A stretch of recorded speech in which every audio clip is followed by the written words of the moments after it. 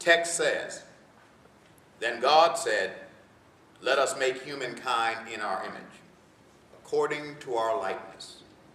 So God created humankind in his image. In the image of God, he created them.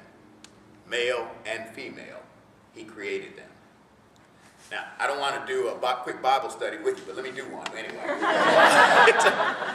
It is very clear when the Hebrew writer, when that poet says God creates humankind in God's image, or humankind or mankind or whatever, we assume that means everybody. But the writer makes a point of making sure you can't miss the point.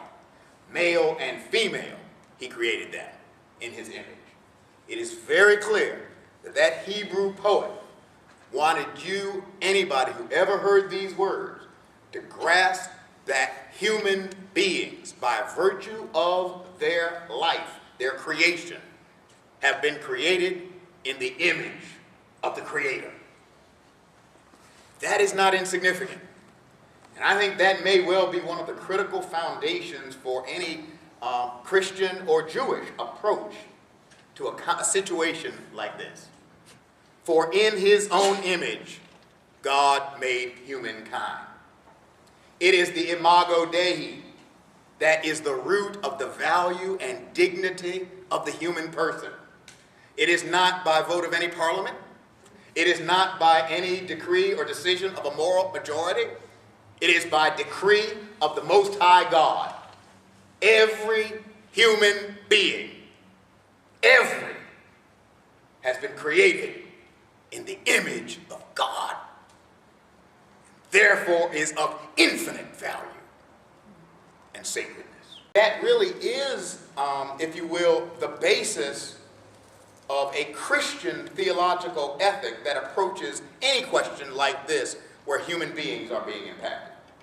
I mean, I really do. And it doesn't matter, this transcends, whether you're for or against Amendment 1, initially. But if this approach is applied to this context, then a practical question becomes, what is the impact on people? And for a person of faith, if the impact will bring harm to anybody, I can't be for it. If it will bring the greatest good to most, that's a whole nother ballgame. So this is not, and as I said, we're not dealing with an amendment that really has a thing, really is about marriage. It's about a whole cluster of things.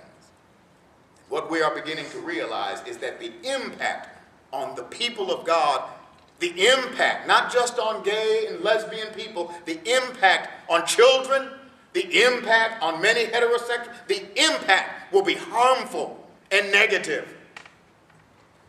And I can only speak for myself, but for a follower of Jesus of Nazareth, for a person of faith, that I cannot sit idly by for anything that hurts another child of God.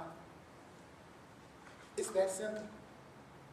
And I must somehow stand up for that which helps and heals children of God.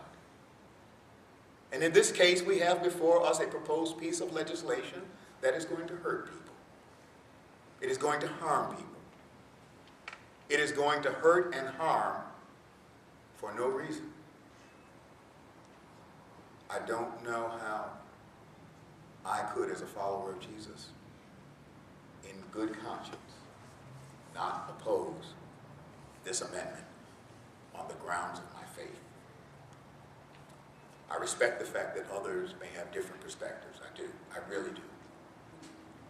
And paradoxically, the same declaration that I've made about the Imago Dei means that those who are in a very different position, those who may be ugly and mean and hateful, they too bear the image of God.